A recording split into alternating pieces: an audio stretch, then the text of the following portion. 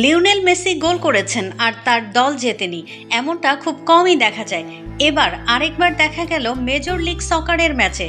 MLS এর ম্যাচে Atlanta ইউনাইটেডের কাছে ৩-১ ব্যবধানে হেরেছে ইন্টার মায়ামি। বৃহস্পতিবার ৩০ মে বাংলাদেশ সময় ভোরে আটলান্টার মুখোমুখি হয়েছিল মায়ামি। ম্যাচে প্রথমার্ধেই সাবা লোপজানিৎজের গোলে পিছিয়ে পড়ে মায়ামি। এরপর দ্বিতীয়ার্ধে আরও একটি গোল করেন তিনি।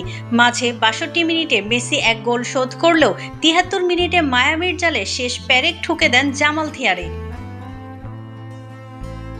এই ম্যাচের সবটুকু আলো কেড়ে নিয়েছেন মেসির জাতীয় দলের সতীর্থ থিয়াগো আলমাদা।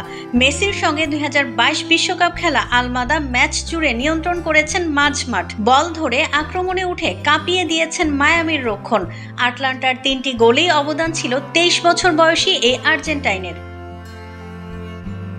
এই ম্যাচে হারের পরও MLS ইস্টার্ন কনফারেন্সে প্রথম স্থান ধরে রেখেছে মায়ামি। ন্যাশভিলের কাছে ২-০ গোলে হেরে ১ পয়েন্টের ব্যবধানে পিছিয়ে ২-এ অবস্থান করছে সিনসিনাটি। শনিবার নিজেদের পরের ম্যাচে মাঠে নামবে মায়ামি। সেন্ট লুইস সিটির বিপক্ষে এই ম্যাচটি হবে কোপা আমেরিকার আগে মেসির শেষ ম্যাচ। এরপর মহাদেশীয় আসর খেলতে দলের সঙ্গে যোগ দেবেন মেসি।